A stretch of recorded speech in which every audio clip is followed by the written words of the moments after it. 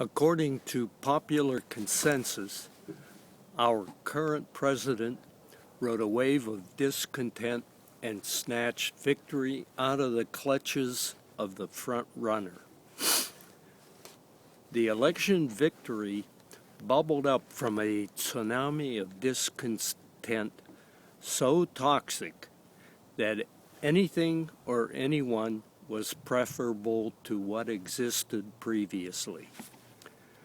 The promise to drain the swamp and its inhabitants so intoxicated the residents living on the perimeter of the bogs that they anticipated no downside to the hoped-for political colostomy and moral enema.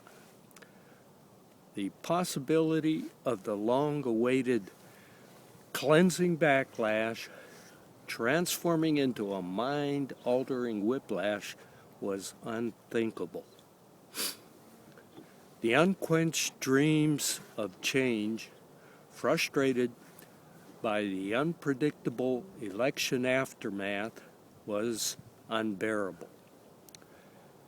Did our aim at a cathartic change result in our shooting ourselves in the foot?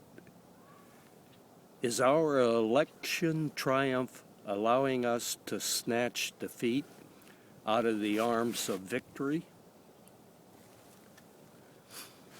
Perhaps we are not the only ones who have miscalculated. The victorious party might think that the mandate from the masses renders them invulnerable to criticism, immune to adversity, or impervious to a reverse swing of the pendulum.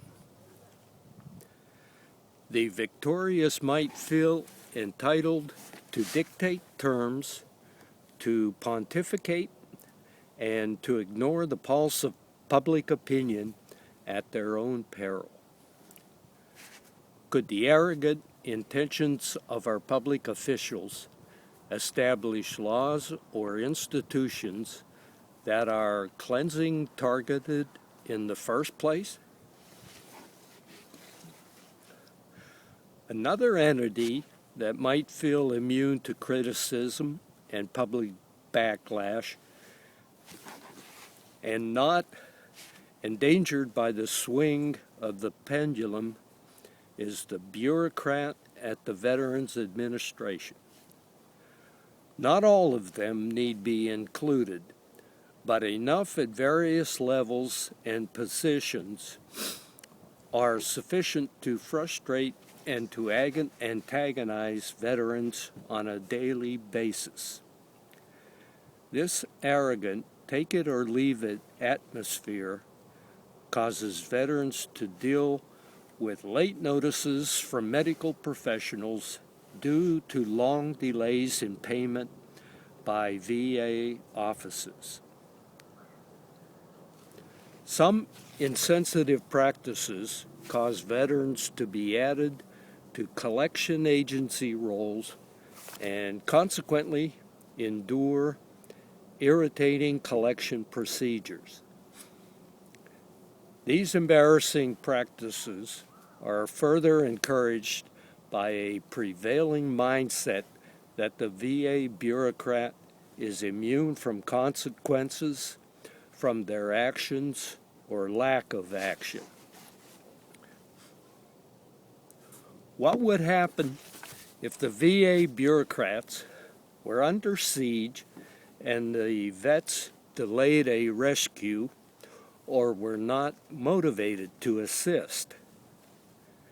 Could you imagine the officials calling on some attorneys for emergency assistance? The lawyers would slam the attackers with yards and yards of fine print to confuse them. They would roll out layer after layer of loopholes to delay the attack. Finally, in desperation, the lawyers would try to negotiate a ceasefire with the advancing hordes. As a reward for the lawyers' gallantry in saving the day, The VA would award them a non-compete contract for legal services at the VA. The VA would finance the legal contract by denying benefits to a few small groups of veterans.